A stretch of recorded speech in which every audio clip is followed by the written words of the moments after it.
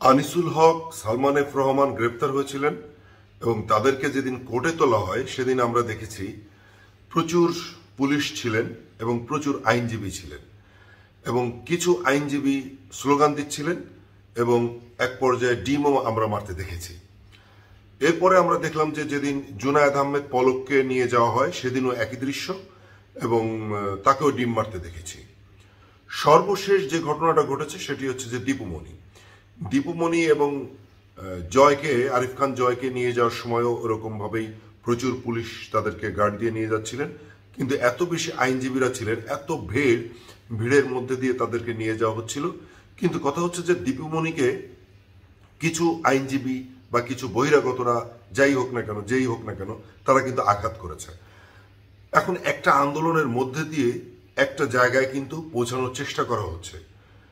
সেখানে এখন যদি এই অবস্থা হয় তাহলে এরপরে যে অন্য যারা আছে, আমরা জানি যে দেশে যারা আছেন তারা গ্রেফতার হবেন, দেশের বাইরেও যারা আছেন তারাও গ্রেফতার হতে পারেন।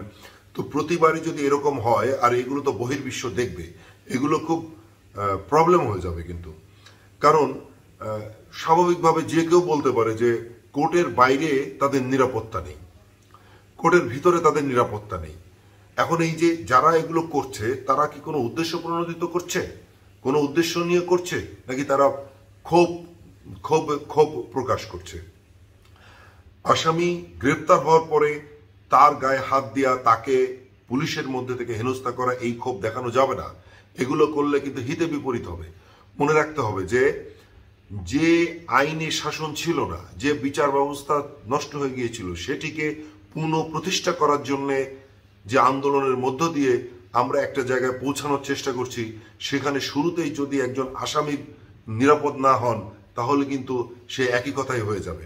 কারণ আমরা তো একটি আইনের শাসন চাই, আমরা বিচার ব্যবস্থাকে একটু নিরপেক্ষ বিচার ব্যবস্থা চাই। তো সেখানে সে দৃষ্টান্ত তো দেখাতে হবে তাদের। এই যে যারা ভিড় করছেন, যারা ক্ষোভ প্রকাশ করছেন, এবং ক্ষোভ প্রকাশের যে বহিঃপ্রকাশ সেটি একেবারেই কাম্য নয়, এটি কাম্য হতে পারে না।